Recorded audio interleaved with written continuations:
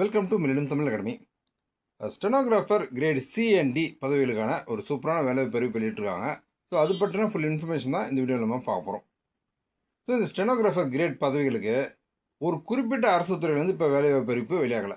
ஒன்றுக்கும் மேற்பட்ட அரசு துறைகளில் இருக்கக்கூடிய ஸ்டெனோகிராஃபர் பதவிகளுக்கு ஒரே நோட்டிஃபிகேஷனில் நமக்கு வந்து வேகன்சிஸ் கொடுத்துருக்காங்க. ஸோ மொத்தமாக 731 வேகன்சி கொடுத்துருக்காங்க. நீங்கள் +2 படிச்சிருந்தாலே இந்த வேலைக்கு விண்ணப்பிக்கலாம். சூப்பரான இந்த வேலைவாய்ப்பு பற்றி இந்த வீடியோவில் நம்ம ஃபுல்லாக பார்க்கலாம். ஸோ இதுக்கு என்ன தகுதிகள் கேட்டிருக்காங்க, எப்படி நம்ம அப்ளை பண்ணுறது, இந்த இன்ஃபர்மேஷன் எல்லாத்தையுமே இந்த வீடியோவில் நம்ம பார்க்கலாம். ஸோ வீடியோவை ஸ்கிப் பண்ணாமல் பாருங்கள். நம்ம சேனலை சப்ஸ்கிரைப் பண்ணிக்கோங்க. இந்த யூஸ்ஃபுல்லான வீடியோவை உங்கள் ஃப்ரெண்ட்ஸ் நிறைய பேருக்கு ஷேர் பண்ணுங்கள். ஸோ ஃபஸ்ட்டு வந்து இம்பார்ட்டன்ட் டேட் 24/4/2026 15/5/2026 வரைக்கும் நம்ம இந்த வேலைக்கு ஆன்லைனில் அப்ளை பண்ணலாம். ஸோ ஆன்லைனில் மட்டும்தான் அப்ளை பண்ண முடியும், அதர் மோடில் அப்ளை பண்ண முடியாது. உங்களுக்கு அப்ளிகேஷன் ஃபீஸ் பே பண்ணுறதுக்கான கடைசி தேதி 16/5/2026. Correction window. ஸோ அப்ளை பண்ணும்போது தவறான தகவல் ஏதாவது கொடுத்துட்டீங்க, அதை திருத்தணும் அப்படின்னா 20/5/2026 மற்றும் 21/5/2026 இந்த 2 தினங்களில் அப்ளிகேஷனை நீங்கள் கரெக்ஷன் பண்ணிக்கலாம். Computer based examination July August 2026 இருக்கும் அப்படின்னு சொல்லியிருக்காங்க. ஸோ இது வந்து டென்டேட்டிவ். அந்த கரெக்டான தேதி என்ன அப்படிங்கிறது அஃபிஷியல் வெப்சைட்டில் உங்களுக்கு நோட்டிஃபிகேஷன் கொடுத்துட்டே இருப்பாங்க. ஸோ நம்ம அதை ஃபாலோ பண்ணி அப்படின்னா உங்களுக்கு கரெக்டான எக்ஸாம் தேதி எப்போ அப்படின்றத தெரிஞ்சுக்கலாம். ஸோ வேகன்சிஸ் பார்த்திங்க அப்படின்னா tentative vacancies there are approximately 731 vacancies. So மொத்தமாக 731 வேகன்சிஸ் கொடுத்துருக்காங்க. இது வந்து தோராயமான ஒரு வேகன்சி. ஸோ வந்து இப்போ அப்ளிகேஷன் ப்ராசஸ்லாம் முடிஞ்சதுக்கப்புறம் ஸோ அவங்க வந்து அந்த நோட்டிஃபிகேஷன் செலெக்ஷன் ப்ராசஸ் போகும்போது எல்லா துறைகள்லேருந்து வரக்கூடிய அவங்க அந்த தேவையின் அடிப்படையில் அந்த இறுதியான அந்த வேகன்சிஸ் வந்து அவங்க அனௌன்ஸ் பண்ணுவாங்க. ஸோ இந்த பதவியில் வந்துட்டு உங்களுக்கு பிடபிள்யூபிடி, அதாவது உடல் திறன் சவால் கொண்டவங்களுக்கான வேலைவாய்ப்பு இருக்குது. ஸோ அவங்களுக்கு எதெல்லாம் அனுமதிக்கப்பட்டிருக்கு அப்படின்ற ஒரு லிஸ்ட்டு கொடுத்துருக்காங்க. ஸோ நீங்கள் வந்து பிடபிள்யூபிடி கேட்டகரியில் வரீங்க அப்படின்னா உங்களுடைய உடல் திறன் சவால் என்ன, அதுக்கு அனுமதி இருக்கா அப்படின்றத இந்த லிஸ்ட்டு ஒரு சார்ட் ஒன்று கொடுத்துருக்காங்க. ஸோ அந்த சார்ட்டை பார்த்தீங்கன்னா நீங்கள் வந்து தெரிஞ்சுக்கலாம். ஓகே, இதுக்கான எலிஜிபிலிட்டி பார்க்கலாம். Age limit. Okay, the crucial date for recording is fixed as 1/8/2026 in accordance with the provision. Okay, stenographer grade C 18லேருந்து 30 வயது வரைக்கும் இருக்கணும். ஓகே, ஸ்டெனோகிராஃபர் கிரேட் டி வந்து 18லேருந்து 27 வயது வரைக்கும் இருக்கலாம் அப்படின்னு சொல்லியிருக்காங்க. ஸோ இந்த வயது வரம்புக்கான தேதி வந்து 1/8/2026 அந்த தேதி பிரகாரம் இந்த வயது வரம்பை கணக்கிடுவாங்க. ஓகே, இதில் வயது வரம்பு அது ஃபிக்ஸ்டாக அப்படின்னா வயது வரம்பு தளர்வு இருக்குது. உதாரணமாக எஸ்சி எஸ்டிக்கு 5 வருட வயது வரம்பு தளர்வு இருக்குது, ஓபிசிக்கு 3 வருட வயது வரம்பு தளர்வு இருக்குது, பிடபிள்யூபிடி 10 வருட வயது வரம்பு தளர்வு இருக்குது. பிடபிள்யூபிடியிலே ஓபிசியாக இருந்தீங்க அப்படின்னா 13 வருடம், பிடபிள்யூபிடி எஸ்சி எஸ்டியாக இருந்தீங்கன்னா 15 வருடம். ஸோ இதுபோக முன்னாள் இராணுவத்தினர், டிஃபென்ஸ் பர்சனல், ஸோ இதுமாதிரி பல்வேறு பிரிவினருக்கு வந்து வயது வரம்பு தளர்வு இருக்குது. ஸோ ஜென்ரலாக வந்து கம்யூனிட்டி வைஸ் வயது வரம்பு தளர்வு சொல்லிட்டா மற்ற கேட்டகரியில் வந்தீங்க அப்படின்னா உங்களுக்கான வயது வரம்பு தளர்வு என்ன அப்படின்றத பார்த்துங்க. ஸோ இந்த வேலைக்கான கல்வி தகுதி.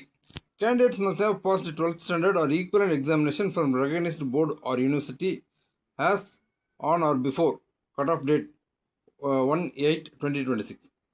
ஸோ நீங்கள் இந்த வேலைக்கு விண்ணப்பிக்கிறீங்க 12th பாஸ் பண்ணியிருக்கணும் அப்படின்னு சொல்லியிருக்காங்க. அது குறிப்பாக வந்து அந்த கட் ஆஃப் டேட் 1/8/2026 அந்த தேதிக்கு முன்னால் உங்களுக்கு இந்த கல்வி தகுதி இருக்கணும் அப்படின்னு சொல்லியிருக்காங்க. ஸோ இதான் வந்து இந்த வேலைக்கான அடிப்படையான கல்வி தகுதி. ஸோ ஹவு டு அப்ளை பார்க்கலாம். Applications must be submitted only in the online mode at the new website of SSC headquarter. So வந்து இந்த வேலைக்கு நீங்கள் ஆன்லைன் மோடில் மட்டும்தான் விண்ணப்பிக்க முடியும். எஸ்எஸ்சியினுடைய புதிய இணையதளம் மூலமாக நீங்கள் அப்ளை பண்ணுற மாதிரி இருக்கும். ஸோ இது அப்ளை பண்ணுறதுக்கு நீங்கள் மெயினாக வந்துட்டு ஒரு ஓடிஆர் ஒன் டைம் ரிஜிஸ்ட்ரேஷன் பண்ணணும். ஸோ நீங்கள் ஆல்ரெடி பழைய வெப்சைட்டில் ஓடிஆர் பண்ணியிருந்தீங்க அப்படின்னா அது வந்து இந்த புது வெப்சைட்டில் ஒர்க் ஆகாது. ஸோ புது வெப்சைட்டில் நீங்கள் வந்து ஓடிஆர் ரிஜிஸ்டர் பண்ணிவிட்டு அதற்கு பின்னால் நீங்கள் ஆன்லைனில் அப்ளை பண்ணலாம். அனெக்சர் 3 and 4 வந்துட்டு அப்ளை பண்ணுறதுக்கான அந்த விரிவான விளக்கம் வந்து கொடுத்துருக்காங்க. அதேமாதிரி மொபைல் ஆப் யூஸ் பண்ணி நீங்கள் வந்து இந்த வேலைக்கு அப்ளை பண்ண முடியும். Candidates R advised in their own interest to submit online application much before the closing date, not to wait till the last date to avoid the possibility of disconnection, inability or failure to log in to the SSC website. So நான் ஒவ்வொரு நோட்டிஃபிகேஷனையும் சொல்கிறது தான், கடைசி நிமிஷம் வரைக்கும் நீங்கள் wait பண்ணாமல் ஒரு சில தினங்கள் முன்னதாக அப்ளை பண்ணுங்கள் எப்போவுமே. ஏன் அப்படின்னா கடைசி நிமிஷத்தில் பெரும்பாலும் இந்த அரசு வேலை அப்படின்னும் போது பல ஆயிரம் பேர் வந்து ஒரே நேரத்தில் அப்ளை பண்ணும்போது உங்களுக்கு வந்து அந்த கனெக்டிவிட்டி வந்து இருக்காது. அதாவது ஒரே நேரத்தில் பல ஆயிரம் ரிக்வெஸ்ட் வரும்போது ஸோ வந்து பல பேருடைய அந்த ரிக்வெஸ்ட் வந்து உங்களுக்கு கனெக்ட் ஆகாமல், அதாவது disconnection, inability or failure to login. So நீங்கள் வந்து லாகின் பண்ணுறதுக்கான ஒரு சூழ்நிலை வந்து இல்லாமல் போகிறதுக்கான வாய்ப்புகள்லாம் டெக்னிக்கலி ஏற்படுறதுக்கான வாய்ப்புகள் நிறைய. ஸோ லாஸ்ட் மினிட்டை வந்து அவாய்ட் பண்ணிட்டு சில தினங்கள் முன்னதாக வந்து அப்ளை பண்ணுற மாதிரி பாருங்கள்.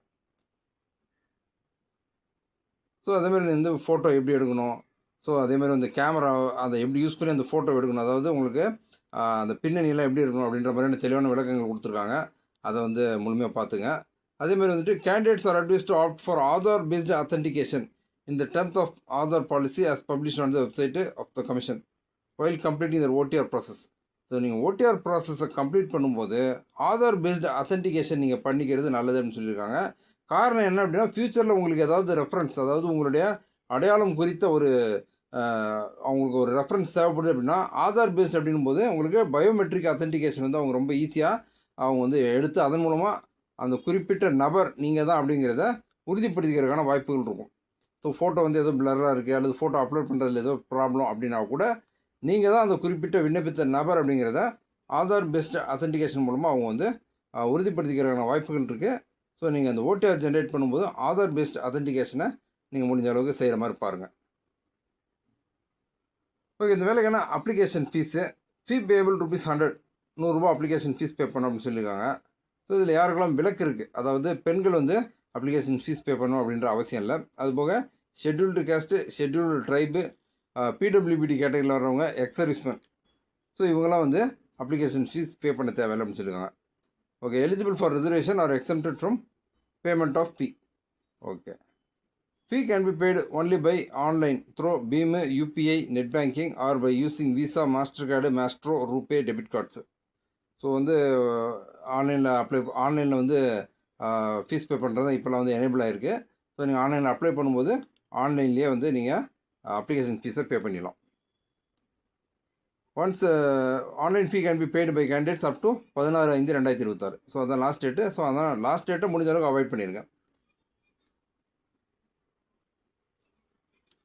So window for correction, so நம்ம ஏற்கனவே சொன்னதான் application window correction window period வந்து 20/5/2026 முதல் 21/5/2026. ஸோ வந்து முடிஞ்ச அளவுக்கு அப்ளை பண்ணும்போது தவறு இல்லாமல் அப்ளை பண்ணுற மாதிரி பாருங்கள். ஸோ நீங்கள் வந்து தவறான தகவல் கொடுத்துட்டு அதை கரெக்ஷன் பண்ணுறது அப்படிங்கிறது கொஞ்சம் சிரமம். ஸோ தவறு இல்லாமல் அப்ளை பண்ணிட்டீங்க அப்படின்னா உங்களுக்கு எந்த விதமான சிரமமும் கிடையாது. Centres for examination. Okay, a candidate must indicate the centers in the online application form which he desires to take the examination. Details about the examination centers and regional offices under whose jurisdiction these examination centers are located are as follows.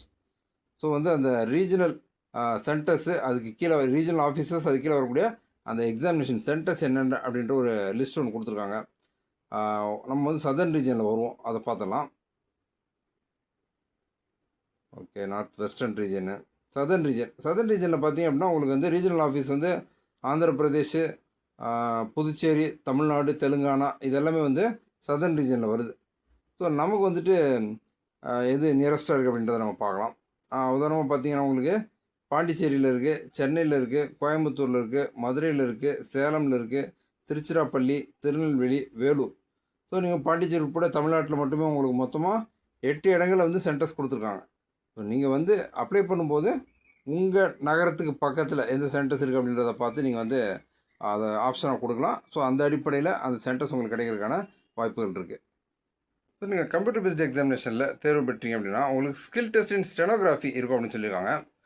Okay, so இந்த stenography டெஸ்ட்டுக்கு வந்து ஆங்கிலம் மற்றும் ஹிந்தியில் இந்த stenography டெஸ்ட்டை வந்து நீங்கள் அட்டன் பண்ண முடியும்.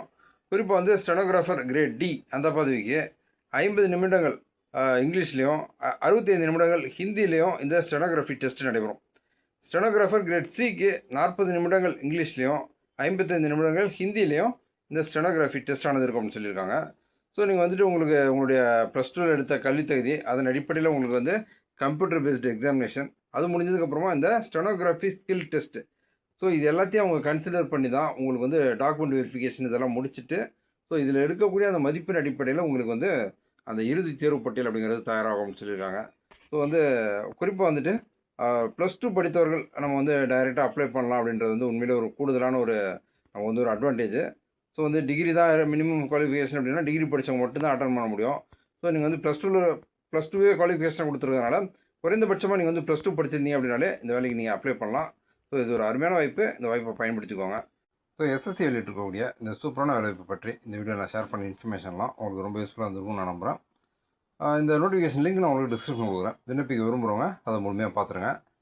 ஸோ இந்த வீடியோ பற்றினா உங்களுடைய வியூஸை கமெண்ட்டில் ஷேர் பண்ணுங்கள். நம்ம சேனலில் வரக்கூடிய latest government job, government schemes பற்றின அப்டேட்லாம் நீங்கள் தொடர்ந்து தெரிஞ்சுக்க நம்ம சேனலை சப்ஸ்கிரைப் பண்ணிக்கோங்க. இந்த யூஸ்ஃபுல்லான வீடியோவை உங்கள் ஃப்ரெண்ட்ஸ் நிறைய பேருக்கு ஷேர் பண்ணுங்கள். மீண்டும் அடுத்த வீடியோவில் சந்திப்போம்.